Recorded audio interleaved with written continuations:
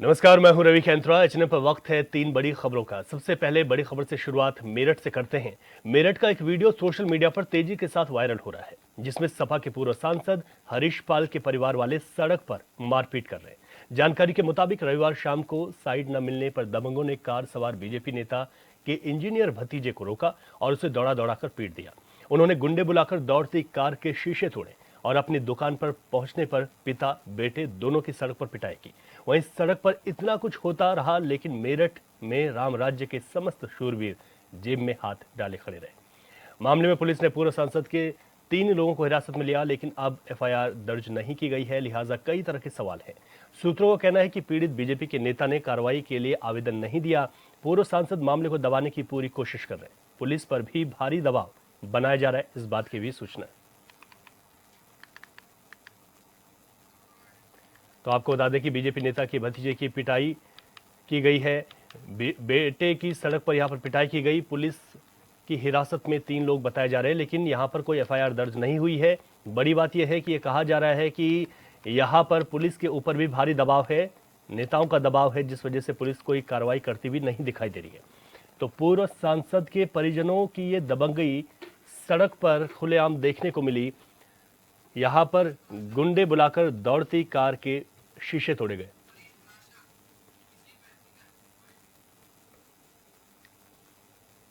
अधिक जानकारी के साथ हमारे संवाददाता मनीष पाराशर हमारे साथ जुड़ गए हैं। अधिक जानकारी क्या इस पर जानकारी मिल रही है मनीष? अगर देखें तो खुलेआम सड़क पर ये गुंडई देखने को मिली, पुलिस पर भी इस तरीके के सवाल उठ रहे हैं कि कोई कार्रवाई नहीं की जा रही है। क्या भारी दबाव है? बिल्कुल, मैं आपको बता दूं, ये पूर्व सांसद जो सपा के पूर्व सांसद रहे हरीश पाल, ये उनके पोतों से जुड़ा मामला है। जो गाड़ी ओवरटेक करने को लेकर उन्होंने अपनी दबंगई दिखाई। आगे गाड़ी में चल रहे भाजपा नेता के बेटे से जब उन्होंने साइड मांगी और पुल छोटा होने की संकरा होने के कारण वह वो साइड नहीं दे पाए, तो जिस कारण वो उससे नाराज हो गए और अपनी थार गाड़ी को उसकी गाड़ी के आगे लगाकर उन्होंने उसके साथ मारपीट शुरू कर दी। जैसे तैसे करके वह जान बचाकर अपने पिता की किराना की दुकान पर पहुंचा, लेकिन वहां भी ये गुंडे उसके पीछा करते करते पहुंच गया। उसकी गाड़ी में लोहे के सरिये, डंडों और हॉकियों से तोड़फोड़ करी और उसको जमकर पीटा, जिसमें उसको गंभीर रूप से चोटें आई हैं। लेकिन उसके बावजूद भी जब थाना पुलिस मौके पर पहुंची, व्यवस्था तो संभालती थी, लेकिन थाना पुलिस ने इन तीनों को मौके पर गिरफ्तार करने के बावजूद भी घायल युवक और उसके पिता का ना तो यहाँ पर मेडिकल कराया, ना ही कोई मुकदमा दर्ज किया।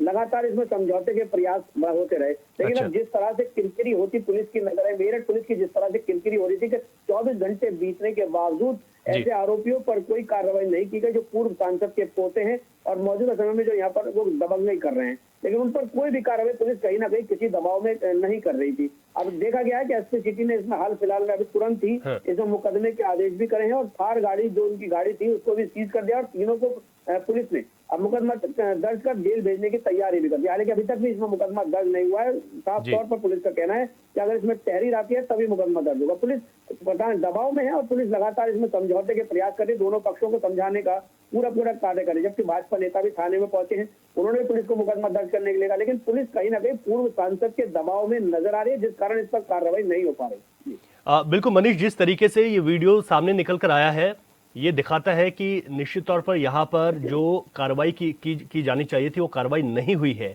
हालांकि पुलिस के लोग यहाँ पर पहुंचे और मामले को शांत कराने की कोशिश की गई, लेकिन क्या अब ये पूरा मामला समाजवादी पार्टी और बीजेपी, यानी कि इसने एक राजनीतिक रंग भी ले लिया है, क्योंकि इस तरीके की बयानबाजी यहाँ पर शुरू हो गई होगी?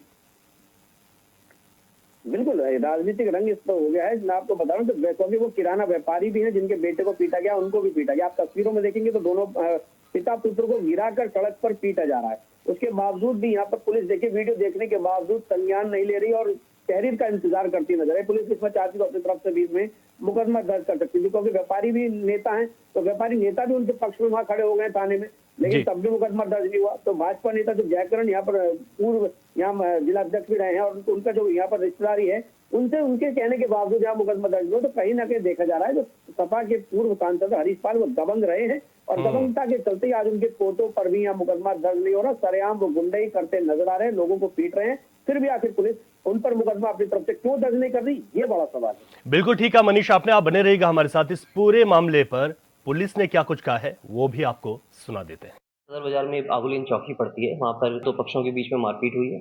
सूचना मिलती है, पुलिस द्वारा मौके पर पहुंच कर शांति व्यवस्था कायम की गई। जो घायल थे उनका मेडिकल कराया गया है जानकारी करने पर पता चला कि एक थार सवार में कुछ लड़के सवार थे, उनके द्वारा आगे बैलिनो कार जा रही थी और उसको हॉर्न बजाने को लेके इन दोनों ही पक्षों में आपस में कहासुनी हुई, जिसके बाद इन्होंने मारपीट की है। इसमें जो थार गाड़ी है वो हमने सीज कर ली है। इसमें 3 लोगों को हिरासत में लिया गया है और जो तहरीर मिलेगी, तहरीर के आधार पर इसमें सुसंगत धाराओं में मुकदमा पंजीकृत कर।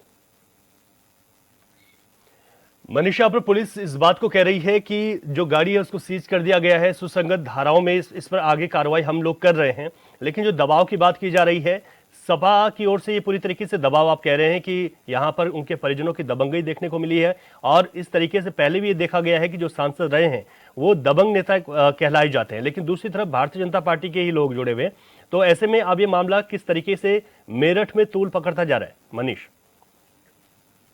देखिए, इस पर साफ तौर पर जाहिर होता है कि कहीं ना कहीं जिस तरह से इसको राजनीतिक रंग अब तो दिया जा रहा है, हालांकि बात भी की जाए तो पक्ष और विपक्ष का मामला यहाँ सामने आ गया है। हाँ। आप सत्ता में रहते हुए बीजेपी के जो यहाँ पर पूर्व क्षेत्रीय महामंत्री रहे हैं जयकरण गुप्ता के सगे भाई है नरेश गुप्ता, जिनके बेटे हर्षित और नरेश गुप्ता पर लगातार यहाँ पर मारपीट भी की गई। उनके साथ में तमाम बीजेपी के नेता खड़े हैं, व्यापारी नेता खड़े हैं, लेकिन उसके बावजूद आप ये देख सकते हैं कि सपा के, हालांकि शासनकाल नहीं है, सपा का काल नहीं है, लेकिन उसके बावजूद और पूर्व सांसद है हरीश पाल, फिर भी कोई मुकदमा पुलिस दर्ज नहीं कर पा रही। अभी भी आपने सुना है, सिटी ने बोला है कि तहरीर का इंतजार है। हाँ। तो उसके सुसंगत धाराओं में हम मुकदमा दर्ज करेंगे। पुलिस अभी भी वीडियो देखने के बावजूद अपनी तरफ से पैरवी करने को तैयार नहीं, अपनी तरफ से पहल करने को तैयार नहीं, मुकदमा दर्ज करने को तैयार नहीं। तो कहीं ना कहीं पुलिस पंगु नजर आ रही है पूरे मामले में। बिल्कुल ठीक कह रहे हैं मनीष आप, जबकि हम देखते हैं कि आम अगर इस तरीके से कोई वीडियो वायरल होता है तो पुलिस उस पर स्वतः संज्ञान लेती है।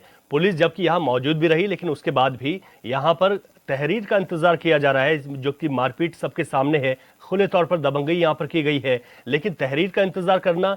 अभी जो दूसरा पक्ष है उसकी ओर से क्या कोई तहरीर नहीं दी गई है मनीष, और उनके ओर से क्या कुछ कहा जा रहा है पुलिस की कार्यप्रणाली पर इसको लेकर? देखिए, जो पूर्व सांसद हरीश पाल लगातार जो भाजपा नेता हैं उनके संपर्क में आके इसको बता रहे हैं कि दोनों बच्चों का मामला है, दोनों अपने ही पक्ष के बच्चे हैं, उनको वो समझाने का कार्य करेंगे। तो कहीं ना कहीं इसको लेकर बार बार बीच बचाव कराने की बातें भी सामने आ रही, समझौता कराने की बात आ रही, लेकिन जिस तरह से सड़क पर ये गुंडागर्दी देखने को मिल रही है, इनके हौसले बुलंद होंगे। अगर इन पर कोई कार्रवाई नहीं की गई तो कहीं ना कहीं इन तीनों के जो हौसले हैं और ज्यादा बुलंद होंगे। उसको भी पुलिस को सोचना चाहिए, लेकिन पुलिस पता नहीं क्यों, किस वजह से दबाव में है और इन सब तीनों के लिए वो यहाँ पर लगातार समझौता करने की बात भी करे। तो वही भाजपा नेता भी अब ये आ गए हैं कि यहाँ पर साफ तौर पर सामने आ रहे हैं कि नरेश गुप्ता को समझौता करने के लिए बोल रहे हैं। तो कहीं ना कहीं देखा जा रहा है कि दोनों के बीच में समझौते वाली बात जो हो रही है वो कहीं ना कहीं सोचने विचारने वाली बात है कि आखिर इतना बड़ा मामला हो गया, गिरा गिरा कर पीटा गया, लोहे के सरियों से पीटा गया है, लेकिन उसके बावजूद समझौते वाली बात ये समझ से परे है। और अभी जब उन तीनों को पकड़ लिया गया है, थार गाड़ी को सीज कर दिया गया, उसके बाद पुलिस कह रही है कि अभी हम तहरीर का इंतजार कर रहे हैं, जबकि पुलिस शांति भंग में चालान करती है या शांति भंग में करने के चलते उन पर मुकदमा दर्ज कर सकती थी, आम टैक्स में मुकदमा दर्ज हो सकता था। लेकिन देखा जा रहा है कि कहीं ना कहीं पुलिस भी इसमें कोई कार्रवाई करने से बच रही। कोई देखा जाए तो सत्ता पक्ष या विपक्ष का ही मामला इससे जुड़ा हुआ है, जिससे दोनों तरफ से दबाव देखने को मिल रहा है। बिल्कुल ठीक कह रहे मनीष आप, और इस पूरे मामले पर नजर बनाए रखेगा। शुक्रिया आपका जानकारी के लिए। आगे बढ़ते और आज की दूसरी बड़ी खबर का रुख करेंगे। सिकंदरपुर वैश्य के गांव नगला हंसी जाटवान में दलित परिवार शनिवार सुबह खेत पर गया था। घर लौटा तो एक बेटे गायब थे और दूसरी का शव फांसी से लटका हुआ था। परिजनों का आरोप है कि गांव के ही 8 लोग उनके घर में बड़ी बेटी को अगवा कर ले जा रहे थे। छोटी बेटी ने विरोध किया तो उसकी हत्या कर दी गई। सूचना पर एसपी, एडीएम, सीओ पटियाली और थाना प्रभारी मौके पर पहुंचे। पुलिस ने 2 लोगों को हिरासत में लिया है। पुलिस को आरोपियों की लोकेशन सोरो में मिली है।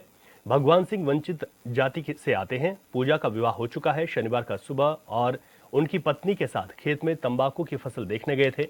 उनके खेत घर से 4 किलोमीटर दूर हैं। घर में संगम और मनीषा को छोड़ गए थे। बाकी 2 बेटी स्कूल पढ़ने गई थी। दोपहर 12 बजे लौटे तो संगम का शव फंदे से लटका हुआ मिला, जबकि उनकी बड़ी बेटी मनीषा गायब थी। पिता ने बताया कि 4 दिन पहले भी गांव के 2 युवक मनीषा को उठाकर ले गए थे। 4 दिनों तक अपने साथ रखा। गांव के लोगों ने चौथे से लड़की को पंचायत के बाद वापस करा दिया था। उस समय पंचायत करने वाले युवकों ने कहा था कि अब इस तरह की कोई घटना नहीं होगी। बाद में 2 दिन बाद दोनों युवकों ने मनीषा को घर से उठा ले जाने की धमकी दी थी और शनिवार को बेटी को उठाकर ले गए और छोटी बेटी की हत्या कर दी। दलित बेटी की हत्या और एक लापता होने की खबर मिलने के बाद भीम आर्मी पार्टी के जिलाध्यक्ष विशाल कुमार गांव के नगली हंसी में पहुंचे हैं, जहां परिजनों से मुलाकात कर स्वजन को मदद का भरोसा दिया है। उन्होंने कहा कि जब तक पीड़ित परिवार को न्याय दिलाने के लिए नहीं मिल जाता वो साथ खड़े रहेंगे।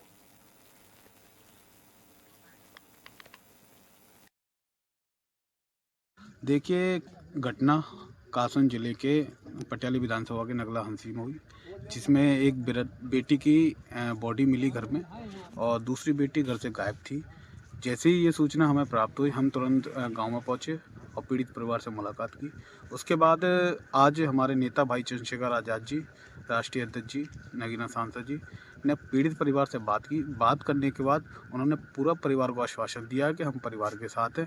अगर परिवार को न्याय नहीं मिलता तो बहुत जल्द भाई चंद्रशेखर आज़ाद जी कासगंज में आने का काम करेंगे और पीड़ित परिवार को न्याय दिलाने का काम करेंगे। विस्तार से जानकारी के साथ हमारे संवाददाता रोहताश भारद्वाज फोन लाइन पर हमारे साथ हैं। रोहताश, इस पूरे मामले में पुलिस क्या कार्रवाई कर रही है? खुलेआम इस तरीके की गुंडई यहां पर हुई है, एक दलित बेटी की हत्या कर दी जाती है, पुलिस का क्या कहना है और क्या कार्रवाई यहां पर अभी तक?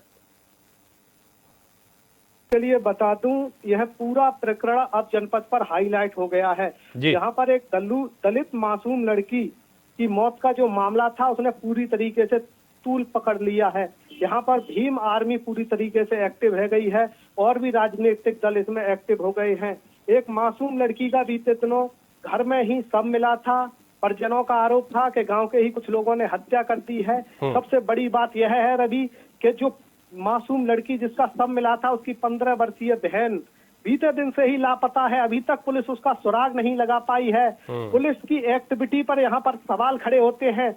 जब भीम आर्मी इसकी आवाज उठाती है तो पुलिस द्वारा उनसे ही बदतमीजी की जाती है। रवि, पूरे प्रकरण पर लेकर भीम आर्मी एक्टिव है, लेकिन सीईओ द्वारा भीम आर्मी के कार्यकर्ता का फोन छीनकर उसमें से वो वीडियो भी डिलीट कर दी गई। रवि, अच्छा रोहतास, पुलिस पर ये बड़े सवाल हैं जिस बात का जिक्र आप कर रहे हैं। 15 वर्षीय जो छोटी बहन है वो लापता है, कोई सुराग अभी तक नहीं लगा, ये बड़ी बात है। क्या कुछ, क्योंकि लोगों ने तो बताया ना कि गांव के ही लोग हैं, ऐसे में जो नाम है क्या वो भी पुलिस के पास गए हैं जिन लोगों पर ये आरोप लगाए? बिल्कुल, पुलिस ने उनमें से 2 लोगों को गिरफ्तार भी किया था। उनके लिए पूछताछ भी की थी, लेकिन उसके बाद जनपद कासगंज के अपर पुलिस अधीक्षक राजेश भारती द्वारा एक बयान दिया गया था, बाइट दी गई। उसमें कहा गया था कि जो पीड़ित है उसने आत्महत्या की है। अगर पीड़ित ने आत्महत्या की है तो उसकी जो 15 वर्षीय बहन जो लापता है वो कहाँ है, अब तक पुलिस यह नहीं बता रही है। भीम आर्मी जब इस सवाल को करती है तो पुलिस सच्चाई छुपाने के लिए उनसे बदतमीजी करती है। समझ नहीं आ रहा है कि पुलिस इस मामले को क्यों दबाना चाह रही है, लेकिन पूरे मामले को लेकर भीम आर्मी और आजाद समाज पार्टी एक्टिव है जिले पर। अभी रोहतास, जिस तरीके से एक बात और सामने आई कि इनकी लोकेशन को भी पुलिस ने ट्रेस किया है, तो क्या ये कार्रवाई वहां पर आगे नहीं बढ़ पाई अभी तक? बिल्कुल, आपके लिए बता दूं, पुलिस का लगातार बयान यही है कि हम पूरी तरीके से लगे हुए हैं, पीड़ित की जो बहन है उसकी तलाश में लगे हुए हैं, लेकिन अभी तक जो जमीनी स्तर पर देखा जाए उसमें इनकी कार्रवाई नाकाफी नजर आई है। अभी तक 15 वर्षीय जो बालिका गायब है उसका पता नहीं लगा पाई है पुलिस। तो पुलिस की कार्रवाई पर कहीं ना कहीं कासगंज में बड़े सवाल खड़े हो रहे हैं। रवि, रोहतास, इस पर भीम आर्मी के लोगों ने कहा है कि जब तक न्याय नहीं मिलता वो परिवार के साथ खड़े रहेंगे। इसके बाद क्योंकि अब इस पूरे मामले पर राजनीति भी यहाँ पर शुरू हो गई है, भीम आर्मी के लोगों ने कहा कि वो परिवार को न्याय दिलाने के लिए हर संभव कोशिशें कर रहे हैं, प्रयास कर रहे हैं। परिवार का इस पर क्या कुछ कहना है अभी तक? बिल्कुल, मैं आपके लिए बता दूं, कासगंज पर आजाद समाज पार्टी के जिलाध्यक्ष है विशाल कुमार, परिवार से मुलाकात हुई उन्होंने, और भीम आर्मी के चीफ और आजाद समाज पार्टी के राष्ट्रीय अध्यक्ष सांसद चंद्रशेखर जी से वीडियो कॉल पर परिवारजनों से बात कराई। वीडियो कॉल पर सांसद चंद्रशेखर जी ने पूरी तरीके से आश्वासन दिया कि परिवार को पूरी तरीके से न्याय दिलाया जाएगा। यदि पुलिस कार्रवाई अच्छी नहीं करती है तो है कासगंज भी आएंगे। परिवारजनों का लगातार यह आरोप है कि उनकी लड़की का अपहरण किया गया है, जो पहली लड़की का शव मिला है उसकी हत्या की गई है, लेकिन पुलिस द्वारा जो कार्रवाई है वह नाकाफी ही की गई है अभी तक। रवि, ठीक है, रोहतास आप बने रहेगा हमारे साथ। इस वक्त हमारे साथ आजाद समाज पार्टी से विशाल कुमार जुड़े हैं, जो कि जिला अध्यक्ष हैं कासगंज में। विशाल जी, जो ये पूरा प्रकरण हुआ है वाकई में बेहद दुखद है एक परिवार के लिए कि एक बेटी का उनका चले जाना और दूसरी बेटी जो कि 15 वर्षीय है जो अभी तक लापता है। आप लोगों की क्या कोशिशें हैं कि परिवार को न्याय मिल पाए, और पुलिस से जो आपकी बात हुई है, पुलिस का रिस्पांस किस तरीके से आप देखते हैं इस पूरे प्रकरण पर? देखिए सर, हम जब घटना हुई हम पीड़ित परिवार के घर पहुंचे। पहुंचने के बाद जब घटना हुई उसके 2 घंटे बाद पुलिस के लोग वहां पे पहुंचे, प्रशासन के लोग वहां पहुंचे जी। जब से ये घटना हुई है अभी तक पुलिस ने कोई खुलासा नहीं किया। क्या इसमें कौन आरोपी है, कौन बच्चियां एक बरामद हुई है नहीं हुई है, पूरी तरीके से कोई परिवार की ना बात कराई जा रही है अभी तक। जी। परिवार पूरी तरीके से संतुष्ट नहीं है, सब परिवार के लोग इसमें दुखी हैं और पूरा समाज में एक बुरी तरीके का भाजपा की सरकार है जो बेटी बचाओ का नारा देती है, लेकिन यहाँ बेटियों की पूरी तरीके से दुर्दशा हो रही है उत्तर प्रदेश सरकार के इसमें सरकार में। लेकिन मुझे दुख इस बात का है क्योंकि रात के 12 बजे तक मैं वहाँ पे बॉडी के साथ बैठा रहा। दुख की बात यह है, लेकिन कोई मजिस्ट्रेट अधिकारी वहाँ मौजूद नहीं था। परिवार की बात मानने के लिए हमने जो मांगे वहाँ पे रखी, हमने 50 लाख रुपए का मुआवजा वहाँ पे रखा। हमने परिवार से कहा कि एक सरकारी नौकरी परिवार को मिलनी चाहिए। आप देखिए उत्तर प्रदेश में जहाँ के मुख्यमंत्री और प्रधानमंत्री इस देश का वादा करते हैं कि हमने हर घर परिवार को मजबूत किया है, घर परिवार को पक्का बनाने का काम किया है। लेकिन मैं आपको बताना चाहूंगा, आप भेजिएगा अपने रिपोर्टर को, वहाँ देखिएगा उनका परिवार आज भी एक कच्चा मकान, एक झोपड़ी वहाँ पे पड़ी हुई है। कोई मकान उनको, कोई भी सरकारी सहायता इस परिवार को नहीं मिली अभी तक। ये बहुत बड़ी बात है कि इतना बड़ा घटनाक्रम हुआ है विशाल जी, और आप कह रहे हैं कि वहां पर कोई भी लोकल प्रशासन के लोग मौजूद नहीं थे। अभी तक 15 वर्षीय बच्ची को लेकर कोई खबर नहीं है, पुलिस की ओर से कुछ नहीं कहा जा रहा है। जब आप लोग पुलिस से बात कर रहे हैं तो क्या रवैया है पुलिस का? लगता है आप लोगों को टीमें गठित की गई हैं पुलिस की ओर से, सर्च अभियान वहां पर लगातार जारी है, क्या कोशिश की जा रही है? देखिए कल हम वहाँ पे हमारी टीम पहुंची, मैं पोस्टमार्टम हाउस पे था, टीम हमारी वहाँ थाने पे पहुंची तो वहाँ के जो सीओ साहब हैं पांडे जी, उन्होंने हमारी टीम के साथ अफसर की लोगों को धक्का मार के थाने से बाहर बढ़ाया, जिसकी वीडियो भी हमारे पास मौजूद है। हमने जब उनसे सवाल जवाब करने की कोशिश की तो प्रशासन का एक ही कहना है कि हम दबिश दे रहे हैं, टीम बनी है, दबिश दे रहे हैं। लेकिन जब बेटी का अंतिम संस्कार हुआ तो हम लोगों ने कहा कि भाई इनकी बेटी अगर बरामद हुई है तो अंतिम संस्कार में आना चाहिए क्योंकि उसकी भी बहन है वो। लेकिन प्रशासन का कहना, प्रशासन की इतनी बड़ी लापरवाही रही कि उन्होंने एक वीडियो कॉल के माध्यम से भी उस बच्ची से उनके माँ बाप की न किसी की बात कराई। सबसे बड़ा दुख इस बात का है कि क्यों प्रशासन इस बात को छुपा रही है, क्यों इस बात को बच्चियों को सामने लाके लेकिन क्यों नहीं आ रही है, ताकि सारी चीज का खुलासा कुछ हो सके, कैसे किस घटना कैसे किसने की है। ठीक है, अच्छा आप ये कह रहे हैं कि बच्ची की बरामदगी हो गई है, आप लोगों के पास ये सूचना है, लेकिन प्रशासन सामने लेकर नहीं आ रहा है, ये कह रहे हैं आप? जी। ठीक है, ये तो बहुत बड़ा प्रकरण है अगर इस तरीके की बरामदगी हो गई है, क्योंकि परिवार को भी इंतजार है, लेकिन प्रशासन सामने लेकर नहीं आ रहा है, ये बात समझ से परे जरूर है। शुक्रिया आपका विशाल जी, आप जुड़े हमारे साथ और आपने बात की। तो आपको बता दें कि घर में घुसकर एक बेटी की हत्या कर दी जाती है, ये बड़ा आरोप है। हालांकि इसको ये भी बताया गया है कि सुसाइड किया गया है। दूसरी 15 वर्षीय जो उसकी छोटी बहन है, वो छोटी बहन अभी तक उसकी बरामदगी नहीं हुई, उस पर अभी तक कुछ नहीं कहा गया है। भीम आर्मी के लोग अब इस पूरे प्रकरण में आ चुके हैं। उनका ये कहना है कि परिवार को न्याय दिलाने के लिए पूरी कोशिश करेंगे। 4 दिन पहले भी यहाँ पर इस तरीके से एक घटना की गई थी इसी परिवार के साथ। विक्रम यादव समाजवादी पार्टी के जिला अध्यक्ष कासगंज से हमारे साथ इस वक्त फोन लाइन पर हैं। विक्रम यादव जी, ये बहुत बड़ी घटना है एक दलित परिवार के साथ, जहां पर एक बेटी उनकी चले गई और एक बेटी की बरामदगी को लेकर अभी तक कोई खबर नहीं है। ऐसे में क्या कुछ कहना है आप लोगों का और क्या कोशिश कर रहे हैं आप? लोकल प्रशासन और पुलिस के से क्या बातचीत आप लोगों की हुई है? मैं इस समय नगला मुंशी में ही हूँ। जी। और नगला हंसी में, जहाँ बेटी का प्रकरण हुआ है जी। और मेरी प्रशासन अधिकारियों से भी बात हुई है जी। और हमने उम्मीद जताई है कि निष्पक्ष कार्रवाई होनी चाहिए। हाँ।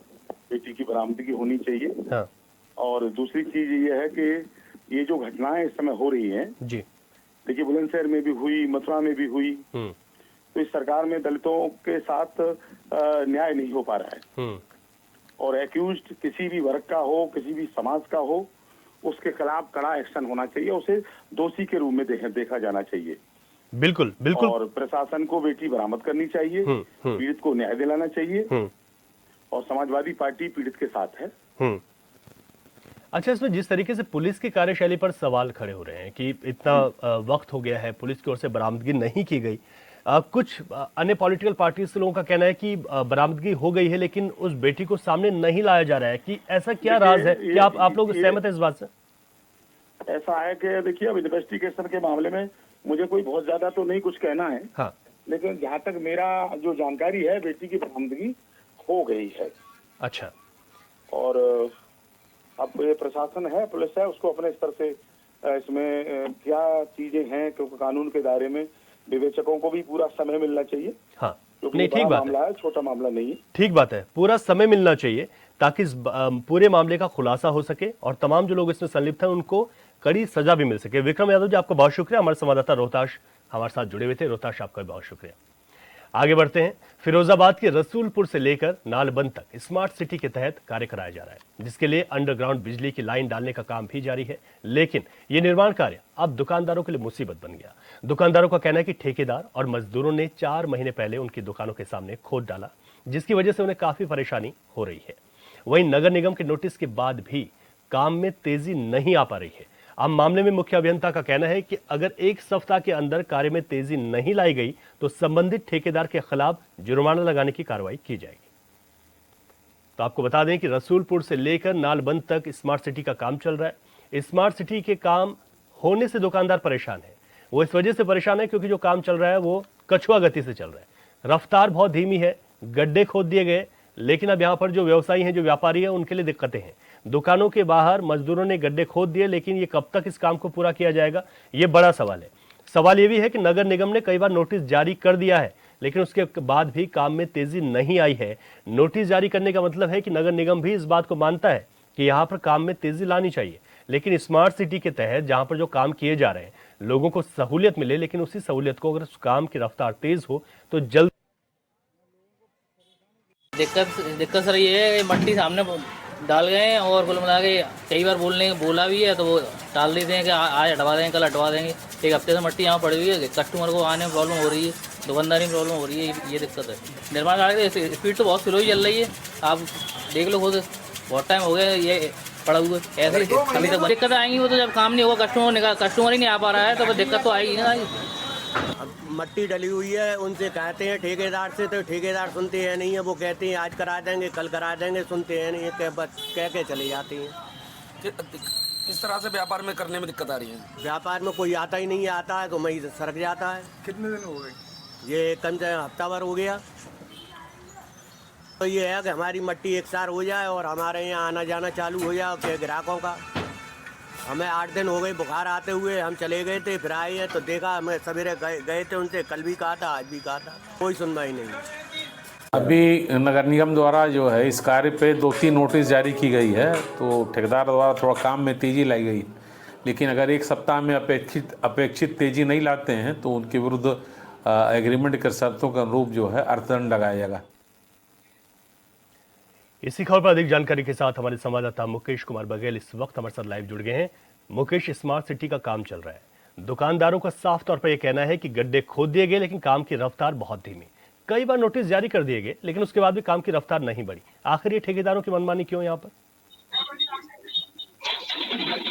18 करोड़ रुपए का स्मार्ट रोड बनाने का, रसूलपुर से लेकर नालबंद तक बनाने का जो एक कार्य जारी हुआ था, जिसको प्रीति बिल्डकॉन मेरठ की एक कंपनी के कार्यदायी संस्था द्वारा लिया गया है। इसके बाद लगातार देख रहे हैं, जब से काम कंपनी द्वारा लिया गया, लगातार अनियमितताएं काम में देखी जा रही है, जिसके बाद लगातार नगर निगम उसको नोटिस भी लगातार दे रहा है। लेकिन अभी तक ठेकेदार की जो मनमानी है वो इस कदर है कि यहाँ वहाँ के स्थानीय लोग और स्थानीय दुकानदार परेशान है, अपने व्यापार करने में पूरी तरह से परेशानी जाहिर कर रहे हैं, लगातार शिकायतें कर रहे हैं, लेकिन कोई भी जिम्मेदार अधिकारी उसको देखने को लिए तैयार नहीं है। जिसके बाद अब नगर निगम एक्शन मोड में आई है और जिसके बाद 2 नोटिस जारी करने के बाद में अब पेनल्टी लगाने की कार्यदायी संस्था पर तैयारी की जा रही है। अच्छा मुकेश, क्या डेडलाइन तय की गई है स्मार्ट सिटी के इस काम को लेकर? यहाँ पर कब से ये काम शुरू हुआ, कितना वक्त इसके लिए तय किया गया है? क्योंकि स्मार्ट सिटी काम के लिए एक डेडलाइन तय की जाती है जहां पर भी काम होता है। कब से ये शुरू हुआ था, क्या डेडलाइन तय की गई है? और जो लापरवाही सामने निकल कर आ रही है, क्या नगर निगम नोटिस ही देता रहेगा? जो कार्रवाई की बात कर रहा है उसको लेकर गंभीर भी दिखाई देता है। क्या तो उसका 2 वर्ष का कार्यकाल रखा गया है, जिसको लेकर करीब 5 माह बीत गए, लेकिन उसका पूरे कार्य का 10% काम भी अभी पूरा नहीं कार्यदायी संस्था द्वारा किया गया, जिसको लेकर लगातार नगर निगम 34 दिन की कार्रवाई कर रहा है। लेकिन अब मुख्य अभियंता से जब हमने पूरे मामले में बातचीत की तो कहीं ना कहीं उनका साफ तौर पर कहना है कि अगर कार्यदायी संस्था की इसी तरह से मनमानी रही तो जल्द पेनल्टी लगाने की कार्रवाई नगर निगम कार्यदायी संस्था पर करेगी। बिल्कुल, ये महत्वपूर्ण है कि स्मार्ट सिटी का काम समय से हो जाए। अगर पेनल्टी भी लगाई जाती है तो उससे भी काम में तेजी आएगी और जो मनमानी चल रही है ठेकेदारों की वो दूर हो पाएगी। मुकेश, शुक्रिया आपका विस्तार से जानकारी के लिए।